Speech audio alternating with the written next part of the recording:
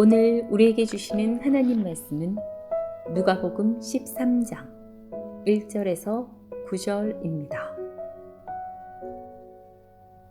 그때 마침 두어 사람이 와서 빌라도가 어떤 갈릴리 사람들의 피를 그들의 제물에 섞은 일로 예수께 아뢰니, 대답하여 이르시되 너희는 이 갈릴리 사람이 이같이 해받음으로 다른 모든 갈릴리 사람보다 죄가 더 있는 줄 아느냐? 너희에게 이르노니 아니라. 너희도 만일 회개하지 아니하면 다 이같이 망하리라. 또 실로암에서 망대가 무너져 치어 죽은 18사람이 예루살렘에 거한 다른 모든 사람보다 죄가 더 있는 줄 아느냐? 너희에게 이르노니 아니라. 너희도 만일 회개하지 아니하면 다 이같이 망하리라. 이에 비유로 말씀하시되, 한 사람이 포도원에 무화과 나무를 심은 것이 있더니 와서 그 열매를 구하였으나 얻지 못한지라. 포도원 지기에게 이르되, 내가 3년을 와서 이 무화과 나무에서 열매를 구하되 얻지 못하니 찍어버리라. 어찌 땅만 버리게 하겠느냐? 대답하여 이르되, 주인이여, 금년에도 그대로 두소서. 내가 두릅하고 거름을 주리니 이후에 만일 열매가 열면 좋거니와 그렇지 않으면 찍어 버리소서 하였다 하시니라.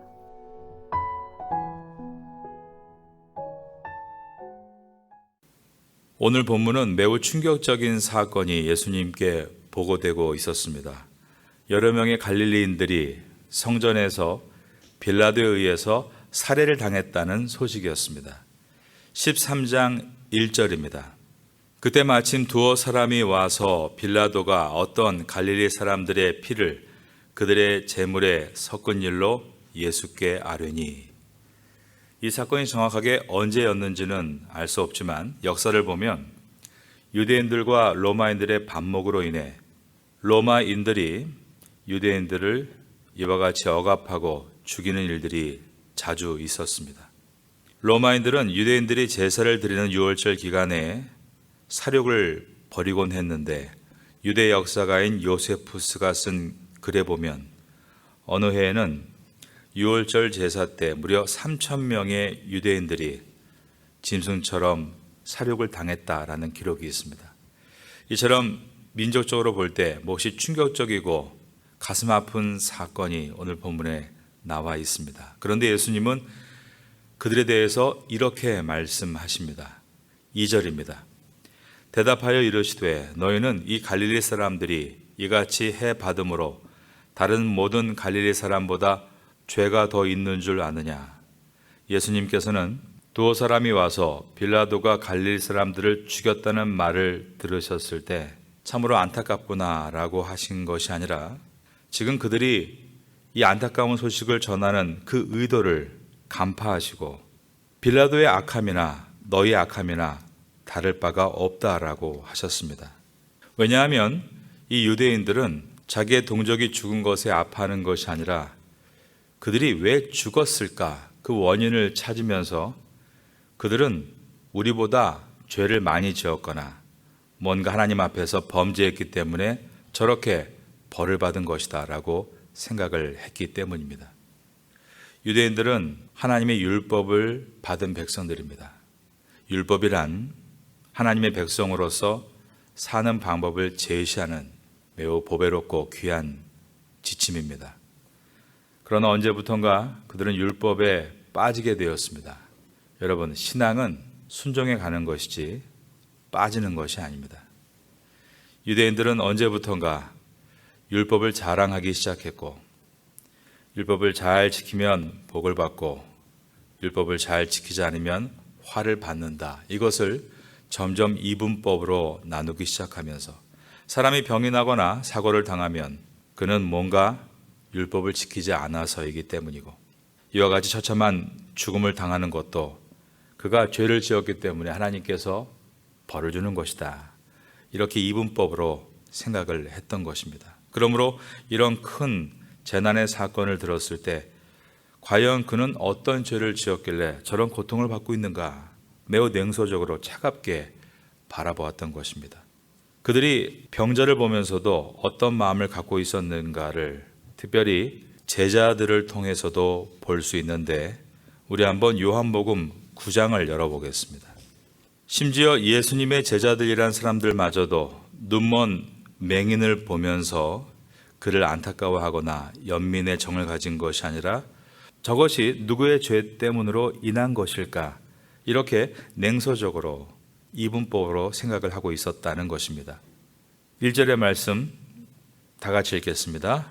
예수께서 길을 가실 때에 날 때부터 맹인된 사람이 보신지라 제자들이 물어 이르되 랍비여 이 사람이 맹인으로 난 것이 누구의 죄로 인함이니이까 자기니이까 그의 부모니이까.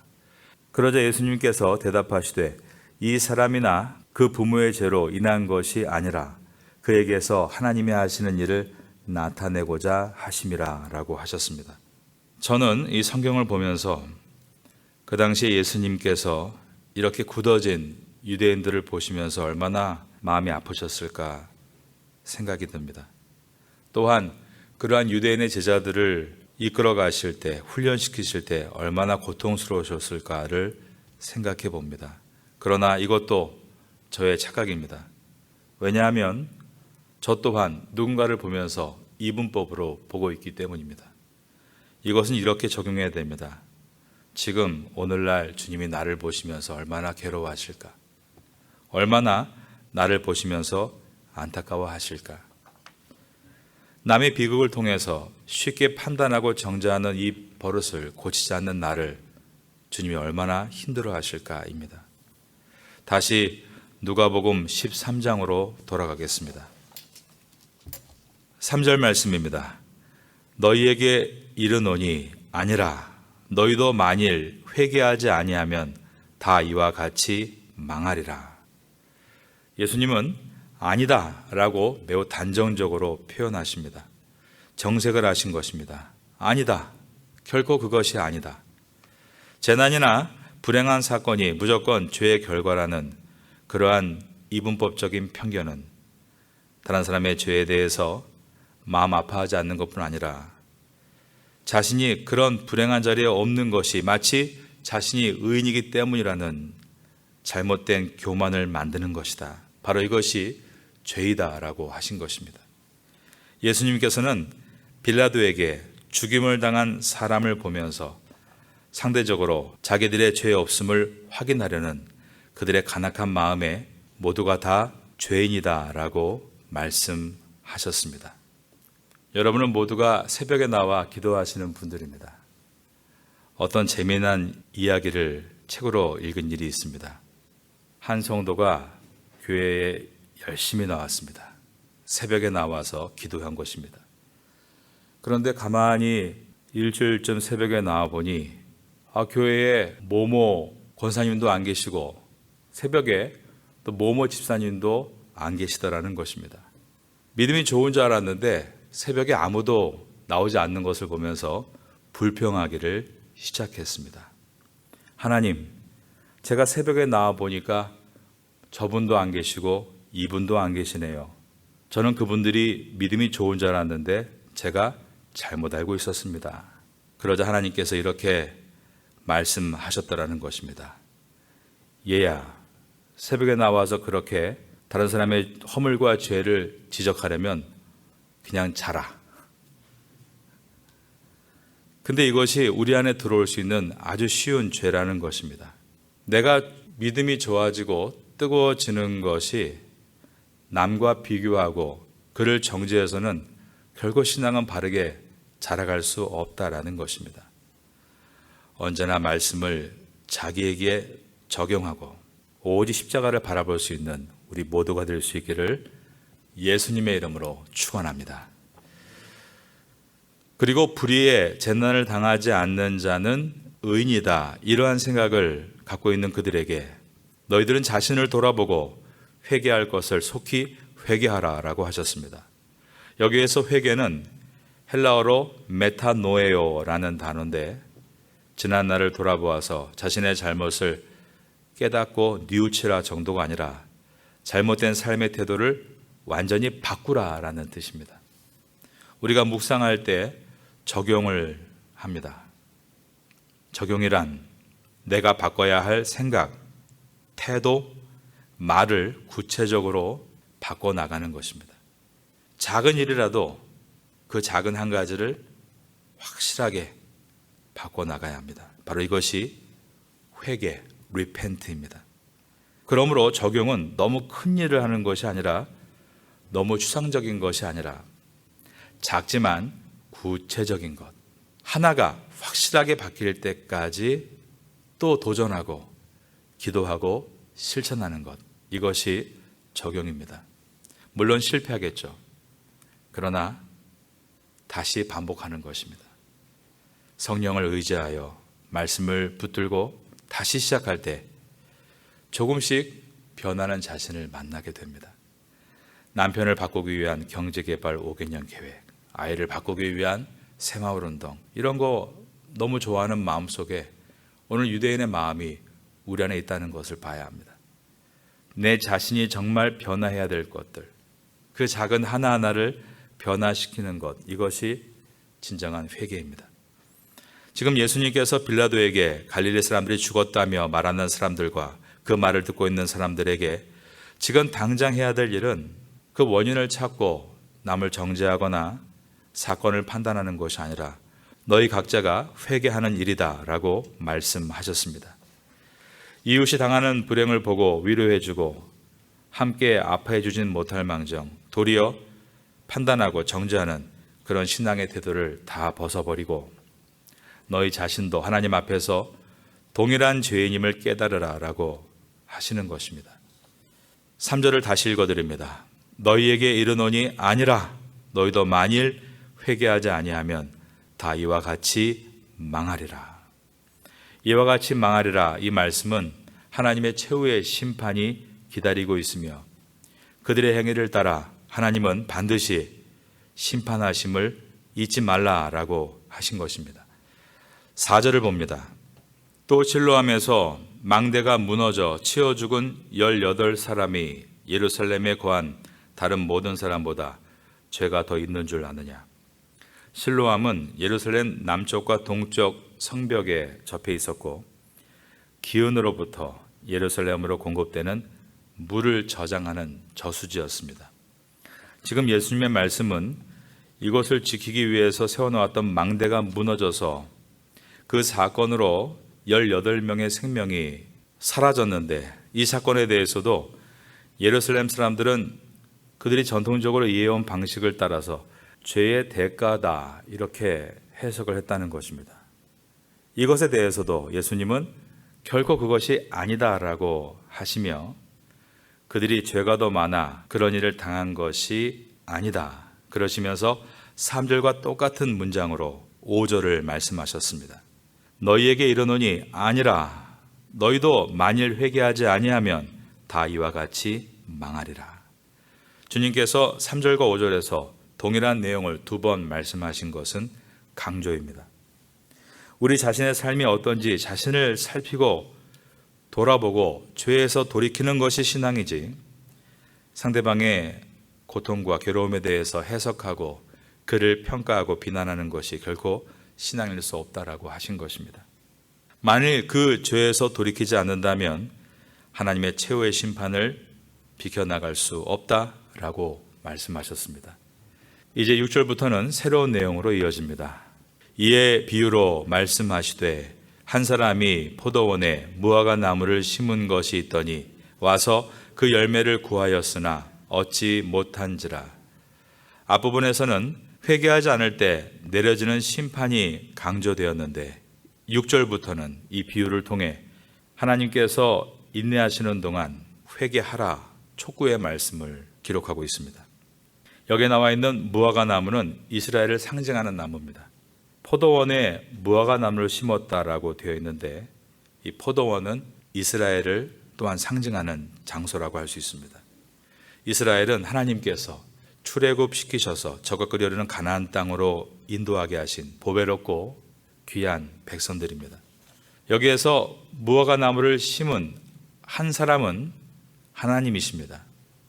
그런데 무화과를 심은 사람이 그 나무에서 열매를 얻지 못했다라는 것은 이스라엘 백성들이 가나안 땅이라는 하나님의 새로운 장소에서 참된 성도로 살지 못했다라는 뜻입니다. 주님은 포도원 지기에게 말하기를 3년 후에 다시 와서도 열매가 없다면 찍어버리라고 명령합니다. 7절입니다. 포도원 지기에게 이르되 내가 3년을 와서 이 무화과 나무에서 열매를 구하되 얻지 못하니 찍어버리라. 어찌 땅만 버리게 하겠느냐. 3년은 하나님께서 기다리시는 어떤 인내의 시간입니다. 그런데 여기서 포도원 지기는 누구를 비유하는 것인가요? 바로 예수님이시죠. 포도원 지기의 노력에도 불구하고 이 무화과 나무는 아무런 열매를 맺지를 못했습니다. 그러자 주인은 그 열매 없는 무화과 나무를 찍어버리라고 말합니다.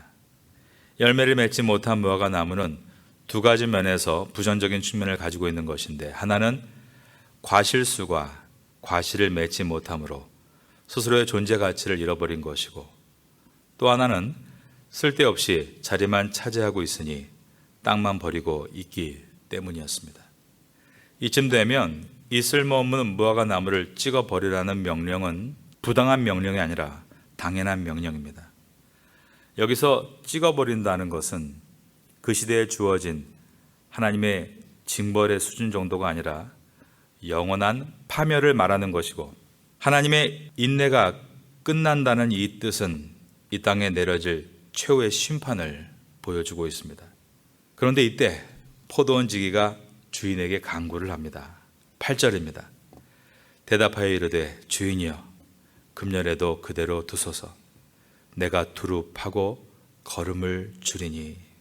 바로 이것은 우리 구주 예수님께서 우리의 중보자이신 것을 보여주고 있습니다. 이것은 마치 멸망받아야 될 소돔성을 위해서 중보했던 아브라함의 모습을 연상시켜 주는 것으로서 예수님께서 가지신 사랑의 특성을 보여주고 있습니다. 8절에서 두루 파고는 헬라어 스케토를 번역한 것인데, 뿌리 주변에 있는 흙을 긁어서 부드럽게 해주는 것입니다. 예수님께서 말씀합니다. 주인이여 금년에도 그대로 두소서. 내가 두루 파고 거름을 줄이니. 우리 주 예수 그리스도께서는 우리의 인생을 이와 같이 두루 파시며 거름을 주시며 어떻게 해서든 열매가 자라도록 인도하고 계시다는 것입니다. 뿌리 주변의 흙을 부드럽게 해주고 거름을 주는 이 특별한 배려를 통해서 정해진 기간 내에 포도원 지기는 이 나무가 열매가 나타나기를 원했습니다. 그러나 우리 구주 예수님께서도 만약에 그러한 노력과 열심이 있음에도 불구하고 열매를 맺지 못하게 되면 그때는 반드시 심판이 있게 될 것이다 라고 말씀하셨습니다. 9절입니다. 이후에 만일 열매가 열면 좋거니와 그렇지 않으면 찍어버리소서 하였다 하시니라. 이 말씀의 뜻은 포도원 지기는 나무가 열매를 맺을 수 있도록 조건들을 만들어줄 수는 있습니다. 잘 파고 거름을 줄 수 있다는 것입니다. 그러나 결국 열매를 맺는 것은 그 나무에게 달린 것입니다. 마찬가지로 예수님께서는 이스라엘 백성들이 회개할 수 있도록 기간을 연장해 주시고 잘못된 점을 지적해 주심으로 회개할 조건들을 만들어 주셨지만, 회개를 하느냐 안 하느냐는 결정적으로 본인이 하는 것이다 라고 말씀하신 것입니다. 여기에 중요한 메시지가 있습니다. 온 인류의 마지막 심판이 있고 그 심판의 때까지 하나님의 기다리심도 있지만, 이것은 또한 우리 개인의 심판이 있고 개인의 마지막까지도 주님께서 동일하게 우리를 기다려주고 계시다는 메시지입니다. 우리는 이 땅에서 태어납니다. 그리고 이 땅을 사는 동안 예수도 믿고 구원도 받고 사역도 합니다. 짧은 시간 동안 그 일들을 하고 마지막에 주님의 나라에서 우리의 구원은 완성이 됩니다. 우리 또한 그리스도의 보혈로 구원받아 이 땅에 심겨진 무화과 나무이고, 우리 또한 주님께서 그토록 기대하시는 열매를 맺어야 될 과실수입니다. 그런데 우리가 이 땅에서 하나님께서 주신 기회와 소명을 다 잃어버리고 우리의 마음대로 우리의 시간을 허비하고 우리의 에너지를 다 소진하고, 그리고 포도지기 앞에 선다면 내가 포도지기여도 우리 인생의 끝을 어떻게 맺을 수 있을까? 오늘 본문을 통해 이것을 돌아보아야 하는 것입니다. 오늘 예수님께서 비유로 하신 열매는 이 땅에 사는 동안 구원받은 성도로서 맺어야 될 열매입니다. 주님의 소명이 무엇인지를 묻고 깨달았을 때 거기서 멈추지 않고 repent 방향을 정하고 그 뜻을 따라 나아감으로 열매를 맺으라는 주님의 가르침입니다. 신앙이 있는 것처럼 보이지만 그 신앙이 결국 순종의 길로 가는 것이 아니라 신앙에 빠져서 사람을 정죄하는, 평가하는 것으로 가지 않고 끝까지 순종의 길로 걸어갈 수 있는 우리 모두가 될 수 있기를 예수님의 이름으로 축원합니다.